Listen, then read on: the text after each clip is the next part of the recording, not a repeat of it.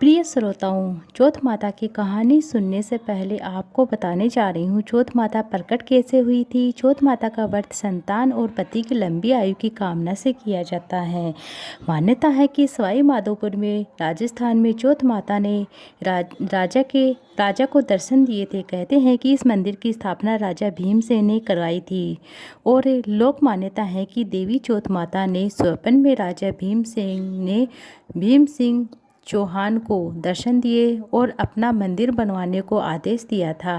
राजा एक बार बरवाड़ा से संध्या से समय शिकार पर निकले थे, तभी उनकी पत्नी रत्नावली ने उन्हें रोका टोका, लेकिन भीम सिंह ने यह कहकर उनकी बात को टाल दिया कि चौहान एक बार सवार होने के बाद शिकार करके ही नीचे उतरते हैं। इस तरह अपनी रानी की बात को अनसुना करके राजा भीम सिंह अपने कुछ सैनिकों के साथ घनघोर जंगल में तरफ चले जाते हैं। राजा रानी के मना करने पर बाद ही शिकार में चले गए। शाम ढलने पर उनको एक हिरण ने देखा। सभी उस हिरण का पीछा करने लगे। थोड़ी देर में रात हो गई थी। रात होने के बाद भी भीम सिंह उस हिरण का पीछा करते करते धीरे धीरे हिरण भीम सिंह की नज़रों से ओझल हो गया। तब तक राजा के पास सैनिक भी रास्ता भटक चुके थे। राजा अब सैनिकों से बिछड़ चुका था। अकेले में राजा विचलित हो गया था। अब उसके भटकते हुए जोर से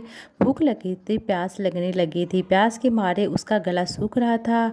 उसने इधर उधर पानी की तलाश की, लेकिन पीने का पानी नहीं मिला उसे। वह प्यास में मूर्छित होकर जंगल में गिर गया। वह मूर्छित अवस्था में भीम सिंह को पांचाल तलहटी में चौथ माता की प्रतिमा दिखने लगी। कुछ देर के बाद उन्होंने देखा कि भयंकर बारिश होने लगी। कड़ कड़ नहीं लगी और मूर्छा टूटने पर राजा को अपने चारों तरफ पानी ही पानी नजर आया। घनघोर जंगल में कोई भी नहीं था।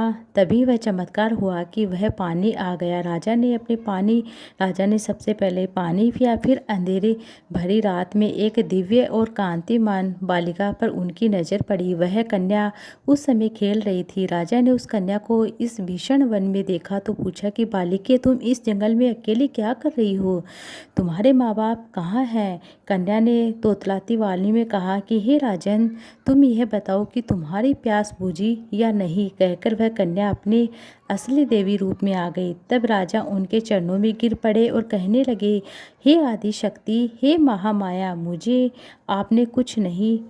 आपसे कुछ नहीं चाहिए। अगर आप मुझ पर प्रसन्न है तो हमारे प्रांत में हमेशा निवास करे। अब यथास्तु कहकर वह देवी अदृश्य हो गई। राजा को उनकी जगह पर वहाँ चौथ माता की एक प्रतिमा मिली। उसे चौथ माता की प्रतिमा को लेकर राजा बरवाड़ा ही लौट जाता है। बरवाड़ा पहुँचते ही राजा ने राज्य में पूरा हाल कह सुनाए। वह पुरोहितों की सलाह लेकर संवत 1451 में बरवाड़ा की पहाड़ की चोटी पर माघ कृष्ण चतुर्थी को विधि विधान से उस प्रतिमा को मंदिर में स्थापित कराया।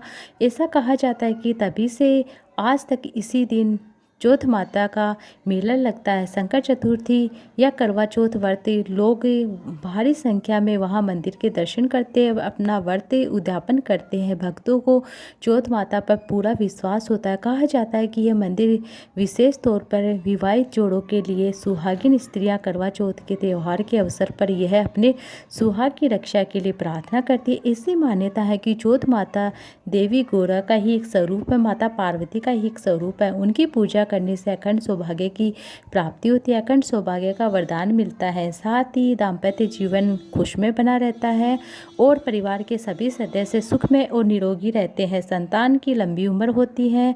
चौथ माता की कृपा से परिवार में कभी कोई विघ्न नहीं आता है। सुनी चौथ माता की प्राचीन कथा। एक बार एक सेठ सेठानी थे। उनके एक बेटा एक बहू थी।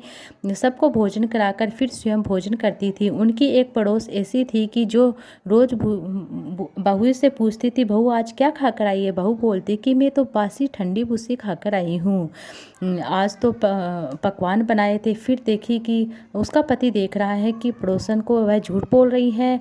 इस तरह से पकवान बनाए और दूसरे दिन फिर से पकवान बनाए। घर के सभी लोग ने एक साथ भोजन किया। आज भी पड़ोस ने पूछा कि बहू क्या खाकर आई है? ठंडी बासी खाकर आई हूँ, ऐसा उत्तर दिया। तो उसके पति ने पूछा कि तू ऐसा क्यों कहती है। अपनी पत्नी से पूछा कि तू रोज़ ठंडी बासी ऐसा क्यों कहती है। तभी वह सब एक साथ बैठकर हम सब एक साथ बैठकर गर्म भोजन अच्छे पकवान खाते हैं।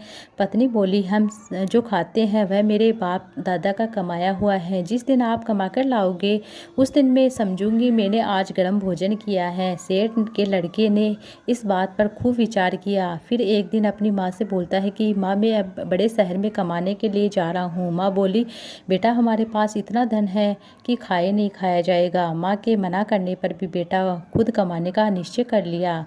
जाते समय अपनी पत्नी से बोला कि मैं जब तक कमा कर नहीं आऊँ तब तक तू चूल्हे की आग मत बुझने देना। फिर एक दिन चूल्हे की आग बुझ गई। तब वह मन ही मन घबराने लगी और मेरे पति कैसे होंगे, किस संकट में होंगे, इस तरह से विचार करने लगी। जल्दी से पड़ोस के यहाँ गई। चूल्हे में रखी हुई ऐसे मतलब आग मांगने के लिए गई। पड़ोस उस समय कथा सुन रही थी, चौथ माता की पूजा कर रही थी। पड़ोस ने कहा, बहन थोड़ी देर में आकर ले जाना, मैं इस समय चौथ माता की कथा सुन रही हूँ। तो यह व्रत तब वह पूछने लगी है व्रत कैसे किया जाता है, क्यों किया जाता है, इसकी क्या विधि है। पड़ोस बोली, चौथ माता के इस व्रत के करने से अन्न धन लक्ष्मी आती है, अपनी मनोकामना पूर्ण होती है। पति बाहर गया तो शीघ्र आ जाता है। बहू की चौथ माता का व्रत करने लगी। दीवार पर चौथ माता बनाती और उस दिन घी गुड़ का चूरमा बनाकर रात को चंद्रमा को अर्घ्य देकर चौथ माता को जिमाती। ऐसा करते करते उसे 12 महीने हो गए थे। उधर चौथ माता सोचती हैं कि इसके पति को याद दिलाना पड़ेगा। पति को याद दिलाते हैं। सपने में उसके पति को आता है कि तुझे घर जाना, तेरी बहू याद करती है, घर जा, उसकी चिंता मिटा दे, दुकान खोलकर तो उसने बोला कि हे चौथ माता, मैं जाऊं कैसे, मेरा हिसाब किताब समझ में नहीं आ रहा है। कंकु से केसर का पगला बना और जाना, आज तेरा सारा हिसाब किताब और चूक जाएगा। एक दीपक लगाना, अब चौथ माता का नाम लेकर वहाँ बैठ जाना। इस तरह से वह सपने की बात को याद करके माता ने बताया वैसा ही किया और दुकान पर बैठ गया। सांझ होते होते धन दौलत का ढेर बन गया। रास्ते पैसे देने वाले दे गए, हिसाब लेने वाले ले गए। अब वह घर जाने के वास्ते गहना कपड़ा धन दौलत लेकर चला। एक बड़ा सा काला नाग फन फैलाए बैठा था। बोला कि आज मैं तो तुझे डसूंगा, छोड़ूंगा नहीं, तेरी उम्र हो चुकी है। सेठ का लड़का बोला कि आज चौथ माता ने मुझे सपना दिया है, मैं अपनी पत्नी से मिलकर घर जा रहा हूँ, मेरी माता से मिलूंगा, मेरी पत्नी से मिलूंगा, मेरा इंतज़ार कर रही है, बहुत चिंता कर रही है। मैं उससे मिलकर वापस आ जाऊंगा।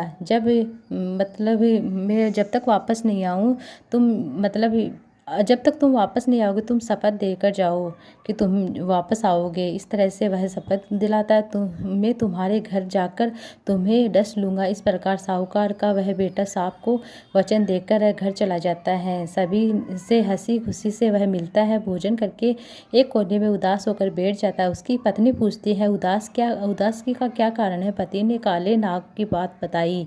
पत्नी बड़ी चतुर थी, उसने सोचा कि कुछ तो करना पड़ेगा। वह घबराई नहीं, वह एक उपाय करती है। पत्नी ने कमरे की 7 पीढ़ियों पर इस तरह से सजाई। पहली पीढ़ी पर रेत, दूसरी पर इत्र लगाए, तीसरी पर गुलाब के फूल, चौथी पर कंकु केसर, 5वीं पर लड्डू पेड़ा मिठाई और छठी पर है गादी गलिया और 7वीं पर दूध से भरकर कटोरा रख दिया। इस प्रकार वह 7 पीढ़ी पर सजाकर आधी रात हो गई। नाग आकर पीढ़ी चढ़ने लगा। पहली पीढ़ी पर रेत में लौटता है, दूसरी पीढ़ी में वह फूल फाल में खेलता है और तीसरी पीढ़ी में इत्र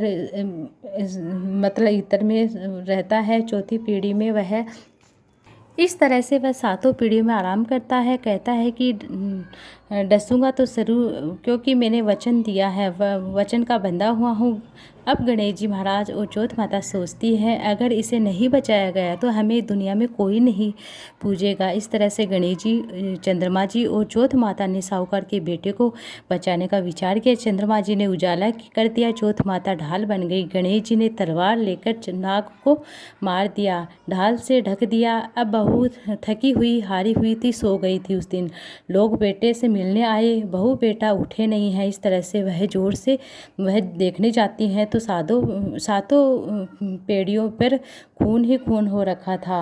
तो बहू को आवाज़ लगाई, बेटा बहू उठे नहीं, तो वह एक ढाल तलवार पड़ी थी। अब ढाल उठाई तो वहीं काला नाग मरा हुआ था। बेटा बहू ने सोचा कि आज तो धर्म कर्म ही आड़े आए हैं। तब भगवान श्री गणेश जी और चौथ माता ने हमारी रक्षा की है। हे चौथ माता, आपने जैसी सेठ और सेठ की बहू की रक्षा की है, वैसे सबकी रक्षा करना। प्रेम से बोले चौथ गणेश भगवान की जय हो। विघ्न हरता विनायक महाराज की, चौथ माता की जय हो।